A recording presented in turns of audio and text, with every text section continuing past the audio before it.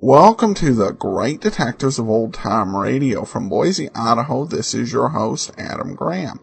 If you have a comment, email it to me, box13@greatdetectives.net. Give us a call. The number is 208-991-4783. And become one of our friends on Facebook, facebook.com/radio detectives. If you've not already, I encourage you to pick up a copy of my ebook, All I Needed to Know, I Learned from Columbo. It is a fun read. We examine the careers and history of 7 great detectives, from literature such as Sherlock Holmes, Nero Wolfe, and Father Brown, all the way through the age of television with Columbo and Monk. We draw 12 life lessons from their amazing careers. The book is available as an ebook for $1.99. You can get it in the Kindle store, the Sony and Kobo stores, as well as on Barnes & Noble for your Nook, and on Smashwords you can purchase it for Apple. All right, it's time for today's episode of Let George Do It. The Noose Hangs High. Personal notice. Danger's my stock and trade. If the job's too tough for you to handle, you got a job for me, George Valentine. Write full details.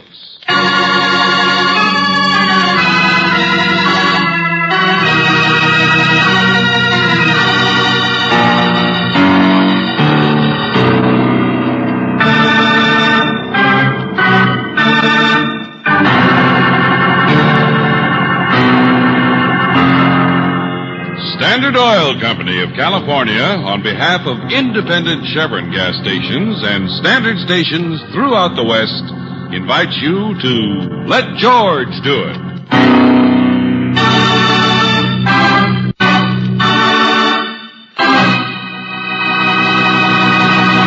Friends, here is a value that starts paying dividends immediately and keeps on paying in years to come. It's new RPM motor oil, the oil that doubles engine life between major overhauls due to lubrication.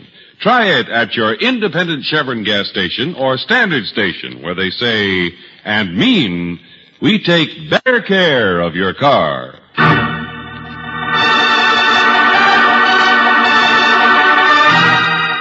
Now, tonight's story, The Noose Hangs High, another adventure of George Valentine.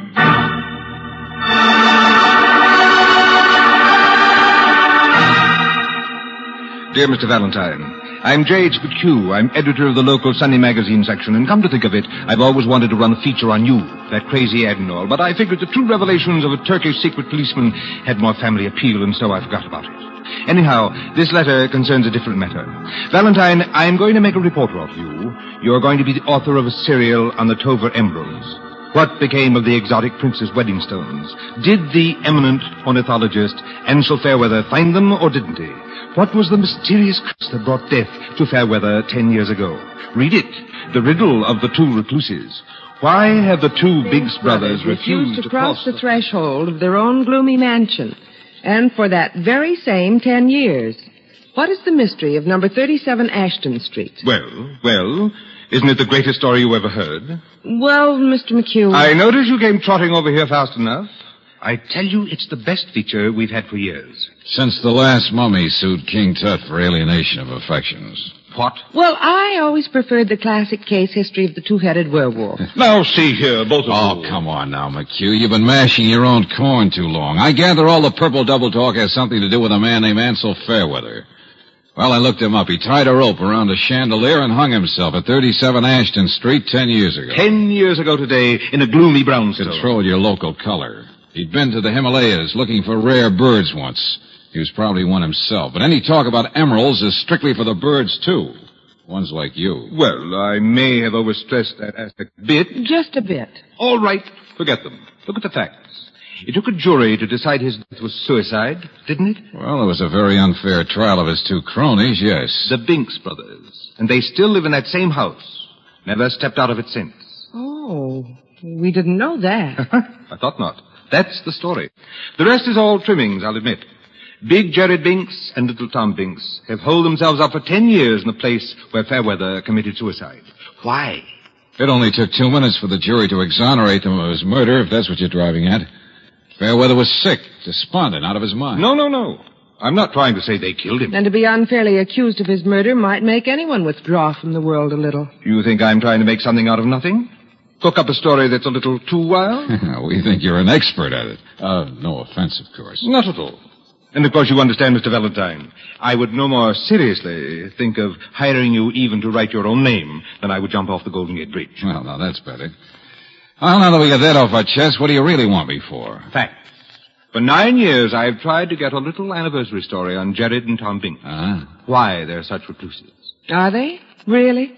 Every reporter I ever sent, and don't worry, they've been clever about it, too, has been thrown out on his ear. To my knowledge, the brothers have never been outside that house. And no visitor has ever been inside it. Why? You get the facts. I'll write the story. You get paid.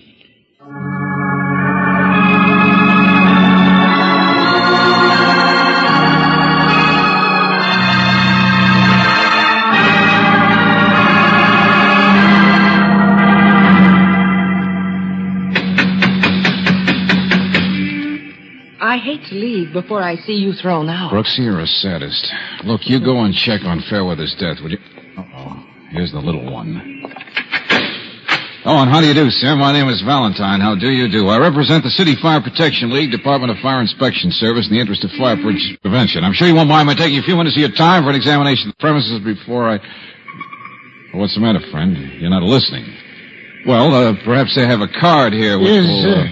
Is that girl with you? What? Me? No, I was just asking directions. You're not busy, young man? You're free for the next few hours, perhaps? Well, thank heaven. Come in. Oh, please, do come in. I'm so glad to see you.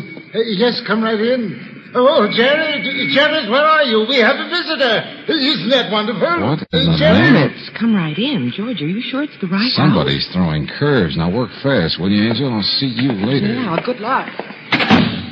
Yes, hurry, Jared. This way, sir. Valentine, you say? Yes, that's right. You're, Tom Binks? Oh, yes, quite. Tom Binks. Some house you have here. Don't you ever open the shutters? Oh, yes. Forgive the lack of furniture. We've never bothered about the hallways. And the parlor in there makes such a handy place to store things, don't you think? We're very informal here. Oh, brother, there's an understatement. Pile of magazines, clothes, boxed up books. Oh, look out. Oh, this way, please. Here. What's the matter? Afraid of a loose chain on the chandelier? What? Oh, no, not at all. Oh, yeah, sure, the chandelier. That's what Fairweather hung himself from, isn't it? I thought you said you were from the fire department. Of course it's where he hung himself. What of it? Well, Mr. Merton. What are you doing here, young man? Well, I invited him in. There's no reason... You might answer the same question, friend. I thought these guys lived alone. The name is Merton. The Binks boys aren't crazy. I am. I handle their business affairs. Mr. Merton is just on his way out. Yes, see what I mean? I've been trying to leave for the past 3 hours. Now Tom kicks me out. Oh, no, but I think all of our That's business... because you walked in. I make one visit a year to this place. I spend the rest of the year calming down. I don't follow you, but I guess that's all right. Yeah, of course you don't. Who could? You don't know it, but you've been tapped to take my place holding hands. What? Now, Mr. Valentine is interested in our work, and I was just going to show him through the house. It's all yours, son. You scare the boogeyman for a while. The boogeyman? Yeah, sure. Make a good story for you. Now, come on, tell the truth. What newspaper are you from? Newspaper? None.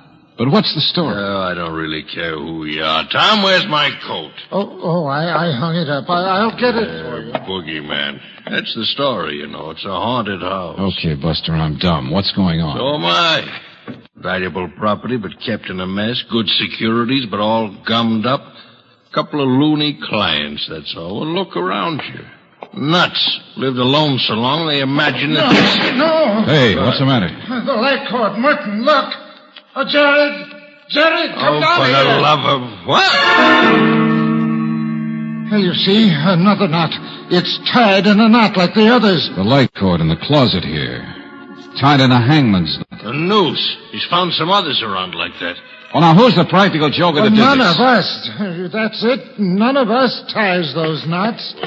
What is it, Tom? What is it? Look here. I didn't do it. Well, of course you didn't. No one did. Oh, Jared, this is Mr. Valentine. I asked him to... I could hear you from upstairs. I could hear.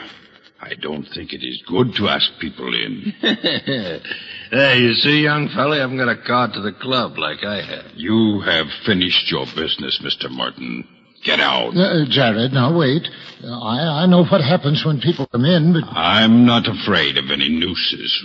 There is nothing for anybody to be afraid of. Please, Jared. Perhaps you tie the nooses yourself, Tom. What? Perhaps you don't know that you do.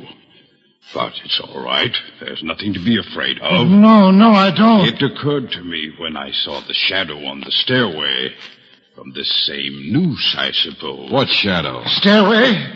Oh, no. This door was shut. Oh, brother. Now, take it easy, Tom. Oh, look. Yes. You can see it on the wall.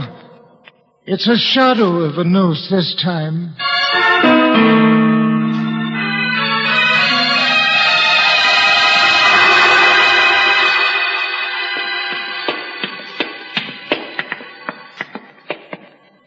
Yeah, sure. From upstairs here. Only place it could have come from. There is nobody else in the house, Mr. Valentine. Hey, now you can't see the shadow anymore down there. Oh, Jared, for the love of... Well, that does it. I'm getting out of here. Where's your telephone? There's one in the library, but we don't want any policemen. This is nothing to be upset about. Who said anything about policemen? Hey, they've got an extension. They'll listen while you call. Come on with me to the drugstore. Let them listen. I'm like you are, Jared. I'm not nervous. I don't get a guilty feeling when I look at a noose. Not yet.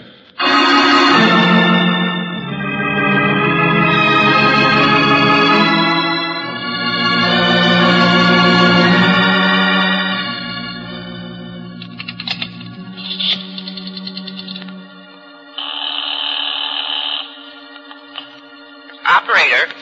Hello, operator. Get me. Hello? Hello?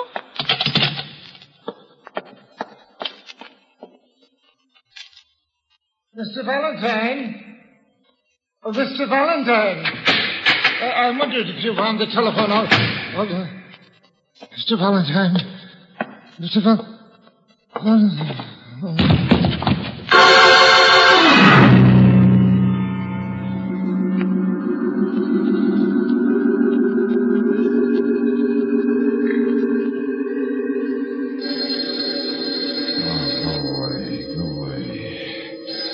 Hey, shut up, will you? Shut up. All right, I'm coming. Yeah? Oh, is Miss... George, is that you? Brooksy. What's the matter? You sound so funny. Everything's funny. I was just going to call you when the world caved in. What? I was going to tell... Hey, Tom Brinks. Looks like he fainted or something. George, for heaven's sake. He's crazy. They're all crazy. The whole place is crazy, Brooksy. So am I. Now, listen, Angel. I was going to tell you the malarkey out here was too thick to be true, but I guess I'm wrong. I guess I was saved by the bell when you called. Will you please tell me... On account of everybody sees nooses out here. Well, now I do, too. What? Yeah, Angel. There's one made out of rope neatly draped around my neck.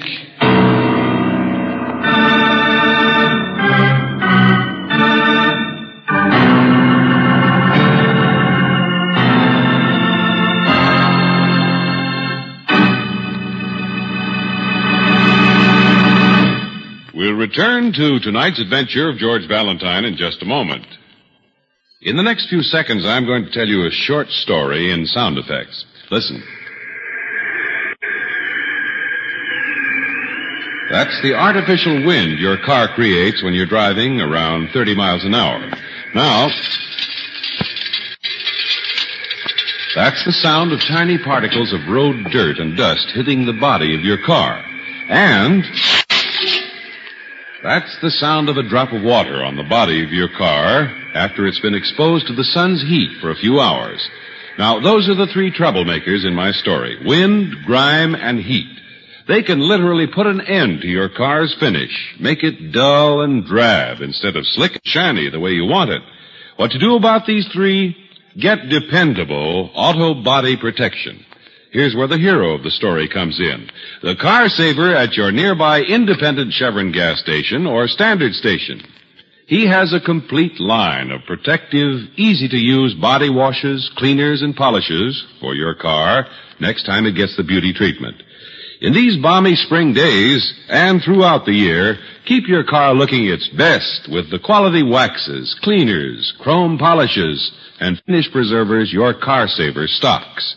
Ask him about them next time you stop in for Chevron Supreme gasoline, RPM motor oil, and car saver service at standard stations and independent Chevron gas stations, where they say and mean, we take better care of your car.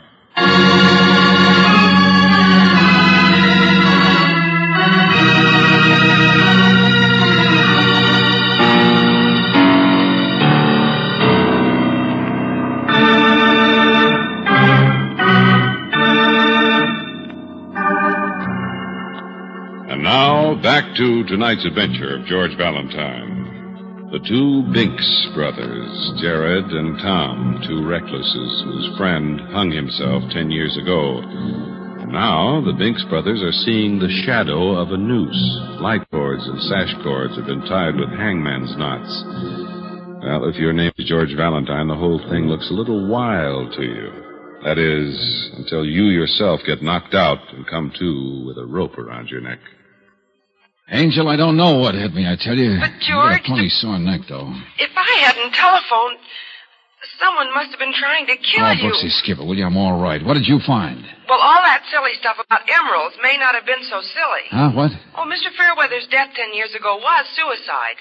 But he was supposed to have picked up some stones in India, and the only ones they've ever found have been in Kansas. Just one or two. Oh, you make a lot of sense. How would some of the Tover emeralds get in Kansas if they're supposed to be lost somewhere in India? I mean, someone must have found them. And... Yeah. Only the police don't know who. That's right. And there's nothing illegal anyway. If they were found, somebody just sold them. Angel, I love you. What? You're fitting the first piece into the jigsaw. Only this house out here is such a big barn of a place with so many rooms and so much junk that That what? that I'll call you back in 15 minutes. Hello. Who are you? Cleaning lady at the booby hatch. Oh, lady with jokes, huh? I worked in a real booby hatch once. Come in to bring their week's food for the Binks, that's all. I'm a long order cook now. Hermits got to eat, don't they? Only, say, what did you do to Tom there? Nothing. He fainted. He's all right. Yeah. Ain't he a funny one? Spends all of his time drawing birds. Looks kind of like a sparrow Hey, wait a minute. himself. What are you doing? Put him down. I know where I'm at. I was a nurse once. Oh, I'm all right. No, please. Every time I come to this place, something crazy happens. There's a man out back to see you, Mr. Binks. What's that, Mabel? That man who owns the house. That Fairweather. Fairweather? Man who owns Is it. any of your business, mister? Duchess, go tell the man to wait. What? Yeah, you're losing your job as nurse. Get out.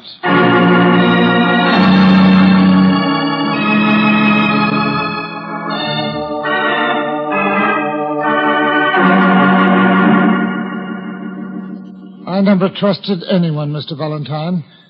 I was tried for murder once, Jared and I, but we hadn't done anything. Do you know what it's like to be tried for Sure, Mr. Binks, but I'm only trying to help. There's nothing secret about our work. All those crates of specimens downstairs, birds. That's what they are. We've collected them from all over the world, and I am drawing them, Jared and I. For 10 years? Oh, it will take much, much longer than that. We don't work very fast, and there are more than 7,000. Yeah, sure, I get the idea. And Ansel Fairweather was your partner in that work. He was an ornithologist, I remember. So now explain who this other Fairweather is who's alive and waiting for you out back. A cousin of Ansel's. He's been trying to get the house. Mabel said he owned it. Well, he has some old deed that Ansel gave him. He says it's quite valuable property. That's why we're moving. Moving? Oh, didn't you know? That's why the birds are all crated. We're being thrown out of the house next week. Oh. Huh. Oh, why didn't you buy it? Why'd you let him get it? You guys have, money, don't you? Or something worth money, maybe? Now, see here, young man. You told me you were some sort of a fire inspector. I asked you into the house, and all you do is ask questions. You're just like all the rest. Jared told me not to talk to people. He warned me. Every time anyone gets near it... Take it easy. Only suppose I go out and talk to the new landlord, huh?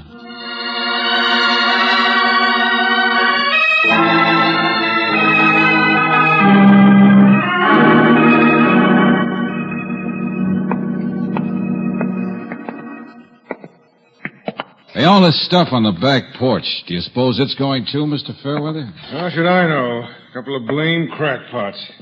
I have the house torn down as soon as they get out. Yeah, sure. Go over it inch by inch, huh? What's that, Mr. Valentine? Never mind. You're a real estate man, huh? A business deal? Business deal, that's all it is. I know. I met that lawyer or whatever he is of theirs. Huh? Oh, Merton, Yeah. sure. Just saw him down at the drugstore. And he's smart. He won't even eat their food. He didn't offer to buy the place for them, though, huh? Mac, a cousin of mine I never met, used to live with these birds here. So that's ancient history. But a friend of mine discovered this old deed, and I found I could get the place. So why not? So I've got it. Mm-hmm. Got a key, too, I suppose. Come in and out any time. What? 30 rooms, 3 stairs, an army could be wandering around. Trash, bro. What's eating you anyway? Just because I won't sell the house to Looney and Goony Binks? Well, sure they offered to buy it. What of it? I'm in real estate. I got plans for the whole block. Yeah, sure. Just stop justifying yourself. Flashlight. Oh, go dump in the lake. Hey, how long do you figure it'd take to tear this house apart? If a man wanted to find some emeralds. Oh, that old story. You're just another loony yourself, huh? Well, I'm in business, friend, and I don't have... So blame much junk, isn't there? Here. Ever see a flashlight rigged up like this? What's that wire thing? Found it in the trash barrel. When you put the button on, see? The wire's twisted around in a circle. Makes a nice shadow out there in the back wall. Shadow of a noose.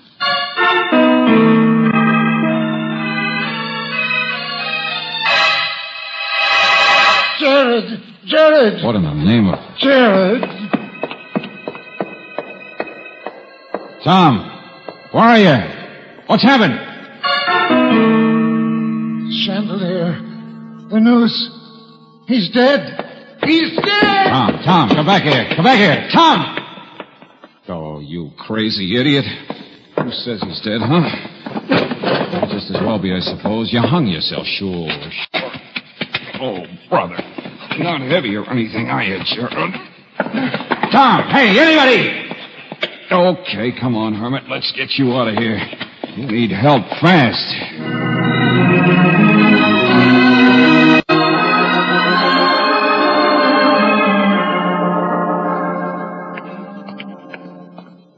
Hey, you. You the pharmacist? Yes, that's right. What do you have? Get out to that car as fast as you can. There's a man been choked, hit over the head, too. What? Yeah. Well, of course. Joe, you too. Come on. Go on. I'll be with you in a minute. Well, hello. Well, sit down. Have a piece of pie. No, thanks, Mr. Merton.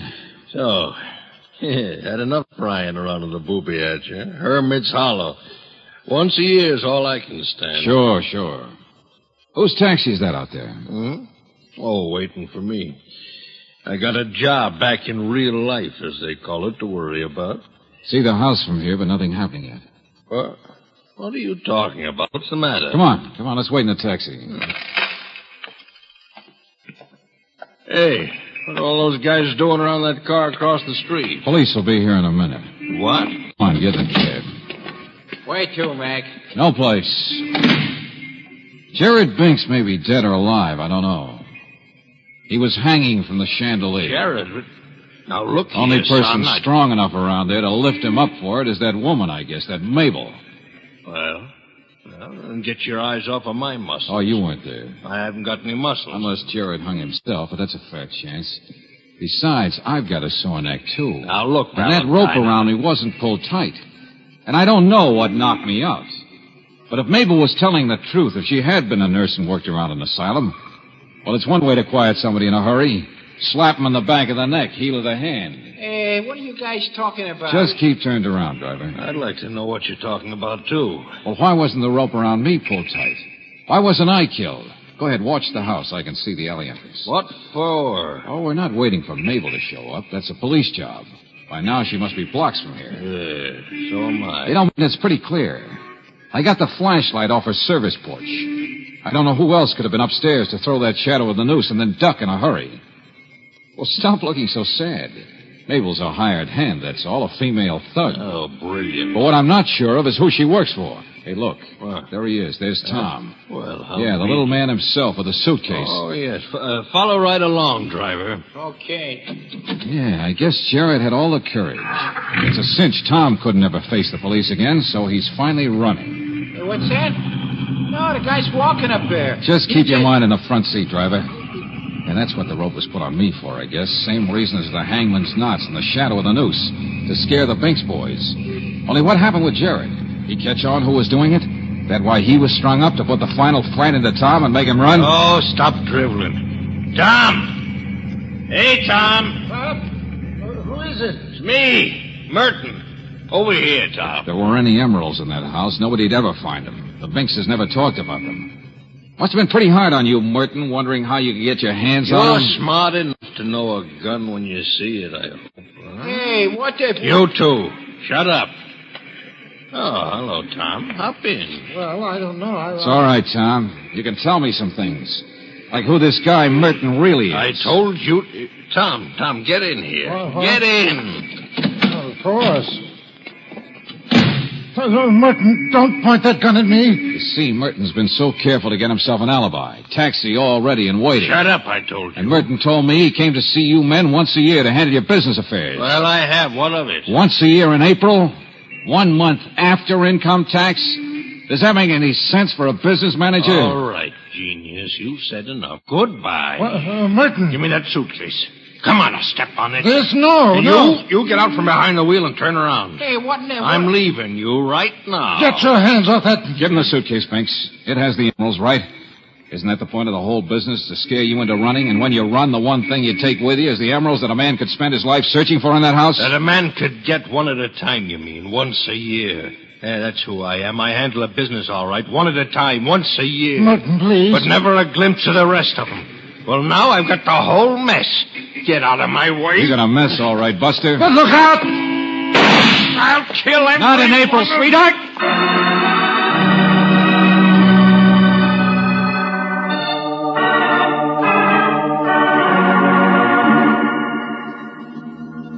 Mr. Valentine, yes. Yes, that's all true. Give me the suitcase then, Tom. This guy's safe for the police. I want to find how your brother is. But people will come and they'll bother me. There'll be policemen and photographers. Well, there's nothing wrong with you having the rest of the emeralds. But Jared and I only use the emeralds to carry on our work.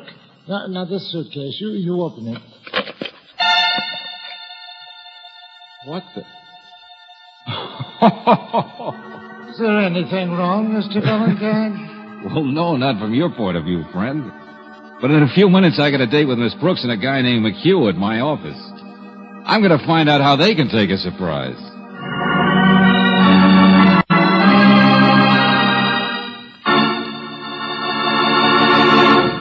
Count on Chevron Supreme to give you all 8 gasoline qualities you need for dependable all-around driving. Be sure you get not 1, not 2, but all 8 gasoline qualities. Area blending, mileage, power, anti-knock, vapor lock prevention, starting, warm-up, and acceleration. Ask for Chevron Supreme at standard stations and independent Chevron gas stations, where they say and mean, we take better care of your car.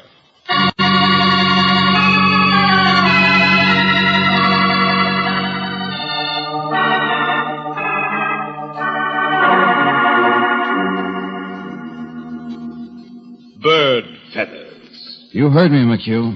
Skins of birds. That's what he carried in that suitcase. Uh-huh. Yeah, if Tom could take one thing of value from the house, that was it. After all, what are emeralds compared to birds? Jared Binks will be all right, George. Good, Brooksy, that's fine. The police caught that woman, Mabel. She had been working for Merton. Birds. Yeah, you see, McHugh, Merton finally got an itchy palm and ganged up with Mabel to try and scare the boys into running. That's the only way they'd get excited enough to tip where they'd hidden them. Bird feathers. They had over 100 emeralds. And how many did Merton sell for them through the years? 7. Well, what's the matter? What are you sore about? He wants to know where the rest of them are, George. But Tom and Jared will never tell. Mr. McHugh, we got your story for you. What if we didn't find the emeralds? It's certainly a better story than the usual vampire Scotland Yard confessions of a werewolf that you usually print in that silly... Yes. But it's a little wild, don't you think? The noose hangs high. See what I mean? Who'll ever believe it?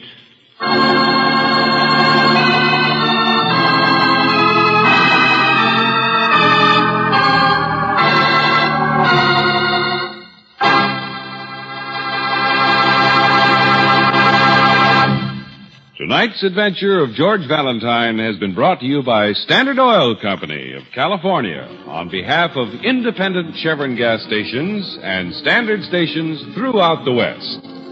Robert Daly is starred as George with Virginia Gregg as Brooksy. Let George Do It is written by David Victor and Jackson Gillis and directed by Don Clark. Bob Griffin was heard as Tom, Forrest Lewis as Jared, Ted Osborne as McHugh, Larry Dobkin as Merton, Noreen Gamil as Mabel, and Tim Graham as Jake. The music is composed and presented by Eddie Dunstetter. Your announcer, John Heaston. Listen again next week, same time, same station, to Let George Do It. Let George Do It is heard overseas through the worldwide facilities of the Armed Forces Radio Service.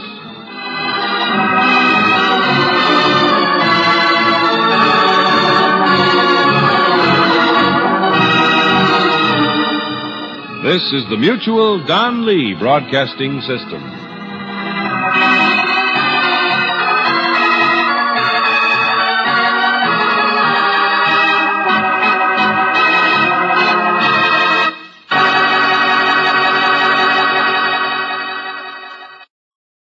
Welcome back.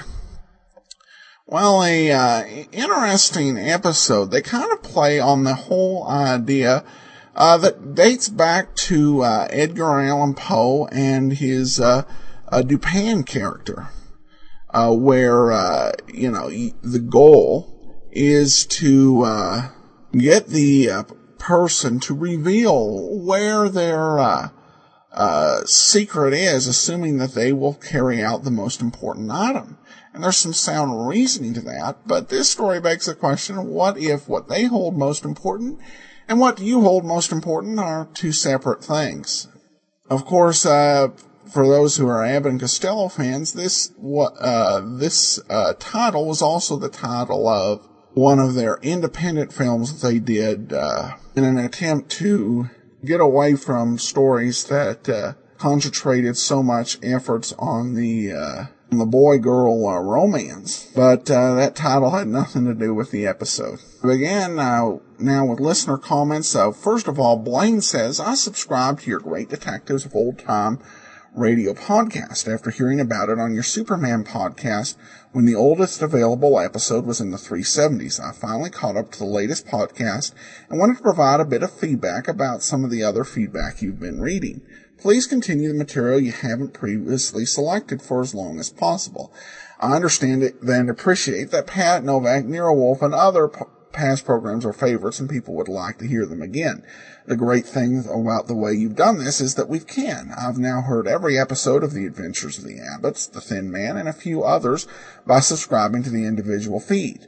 I can listen to all the Pat, Novak, and Nero Wolf in this fashion, as well as the excellent Box 13, which I was first exposed to elsewhere in an incomplete run. So can anyone else. The 200 episode limit on the main feed doesn't seem to be an issue on these. I encourage those looking to listen to these past grades to do so in that manner, forcing iTunes to show all available episodes and re-downloading if necessary. Adam, please keep the podcast schedule running with content you haven't previously aired until you have no choice, i.e. until you are down to less than 5 remaining shows and need something else to fill the remaining weekdays. Keep up the great work. Blaine.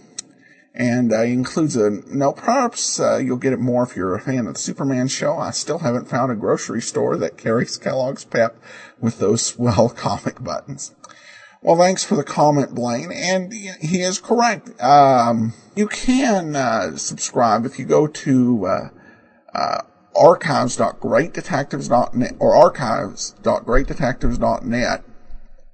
Excuse me, archive.greatdetectives.net. And there is an RSS feed and an iTunes subscription link for every series we've done. So you can listen to them that way. I wouldn't quite say that, we would never play it again, because there can be a certain, a certain amount of pleasure in feeling like you're listening to the show live and, waiting for a new episode each week. But, last count I did, after this season, we've got 3 more series that we're going to be playing this season. Frank Race, Leonidas Witherall, and, The Fat Man.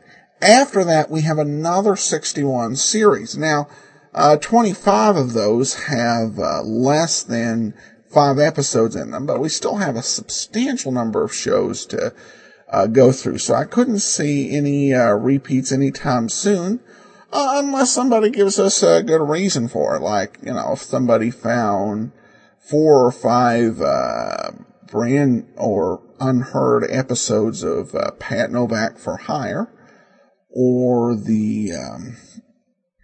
or a similar thing, like the entire canon of The Amazing Nero Wolfe, it may be worth revisiting some of the old series for a longer engagement.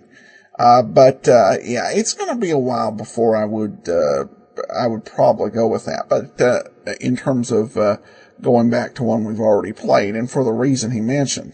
Finally, we have this comment from D. Cody who says, "Hey, Adam, it's weird to see Dick Powell and Pat O'Brien play in a comedy, Cowboy from Brooklyn."